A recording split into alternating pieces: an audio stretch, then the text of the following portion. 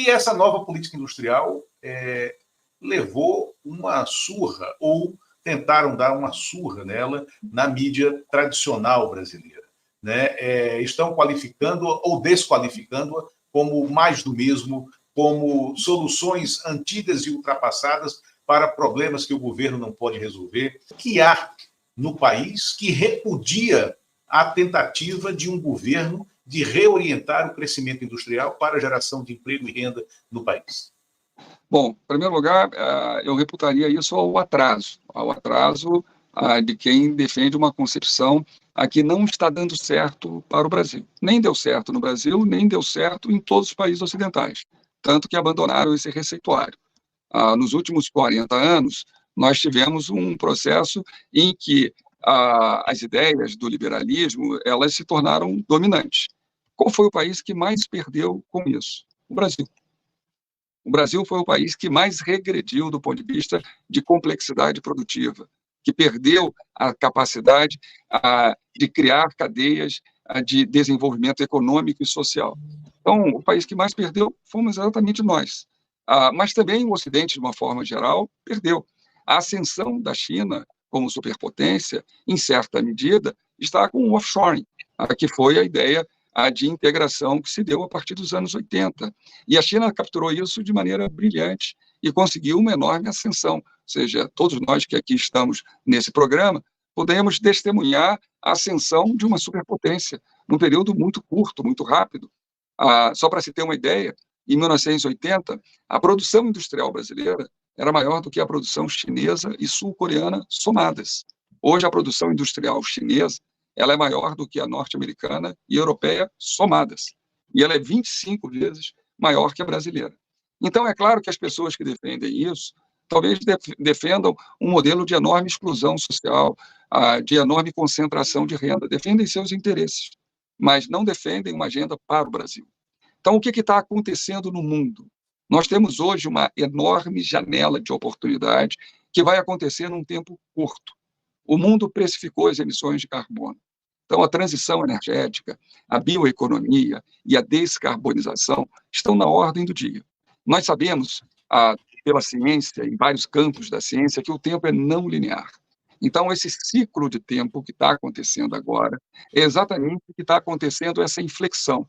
Por isso, países como os Estados Unidos, desde 2021, se nós somarmos o IRA, o Chip and Science Act, entre outras agendas de política industrial, os Estados Unidos já somaram 1,9 trilhão de dólares. A União Europeia, 1,6 trilhão de dólares. A Inglaterra, 1,7, o Japão, 1,5. Nós não temos essa condição macroeconômica. Nós não temos essa capacidade fiscal. E o plano ele tem uma engenharia muito sofisticada.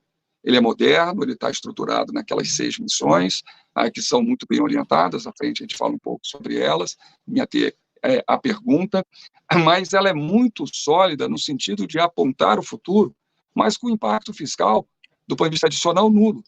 Então, a maior parte das críticas, elas são críticas de quem não leu ou não entendeu o que é a nova indústria Brasil e o plano mais produção. O impacto fiscal dessa política é zero, é objetivamente zero. Os 300 bilhões de reais para 4 anos é um bom ponto de partida. Veja bem que isso é menos de 3% do que os Estados Unidos estão fazendo. Se nós olharmos que o Plano Safra mobiliza, no ciclo 23-24, 360 bilhões, e pela equalização de taxa de juros tem perto de 12 bi de impacto sobre o Tesouro, eu não vejo esses mesmos atores sociais criticando isso. Então, digamos assim, isso é vazio do ponto de vista da representatividade. Veja só, porque os países, todos eles, têm política industrial ativas. Porque isso não só é estratégico do ponto de vista dessa janela de oportunidade, mas também porque a indústria vai gerar maior produtividade. As cadeias industriais são mais longas e complexas, elas geram melhores empregos. E isso vai criar um efeito, um impacto maior sobre a economia de serviço e o pleno emprego. Fora isso, a indústria é responsável por 80% do gasto de P&D. Então, ou é ignorância ou é má-fé, ou as duas coisas juntas. Mas, assim, a maior parte dos críticos que têm sido vocalizados, eles não entendem de política industrial. São até economistas renomados e tal, mas eles não compreendem, são ignorantes. Eu prefiro ver e reafirmar o artigo da Mariana Mazzucato, que é a maior referência nessa questão. Então, essa é uma agenda extremamente importante, e ela é particularmente importante para o Brasil, porque nós empobrecemos e regredimos. A CENI tem se colocado positivamente, como você acabou de ler aí, o posicionamento do presidente Ricardo Albán, porque entendemos que essa é uma agenda de país, uma oportunidade histórica. O Brasil tem uma enorme vantagem na agenda de power shoring, e isso deveria ser uma agenda de todos nós, porque essa é uma agenda, certamente, porque nos Estados Unidos, na Europa, na Ásia, tem havido essa coesão, essa hegemonia da sociedade em torno da agenda de construir o futuro, porque eles têm a compreensão clara, como sociedade, que isso é importante.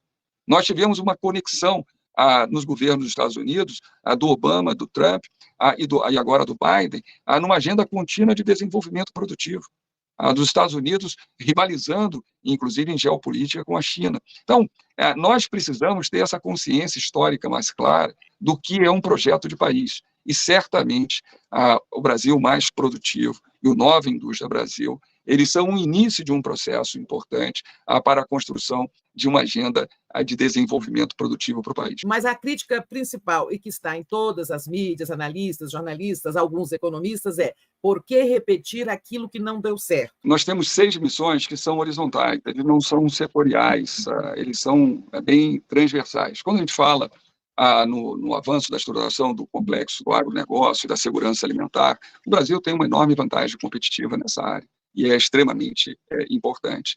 Quando nós colocamos toda a agenda, o Brasil é um dos países mais urbanos do mundo. Então, infraestrutura e cidades é um campo de desenvolvimento de política industrial, mas que traz como consequências um enorme ganho de eficiência e bem-estar para a população.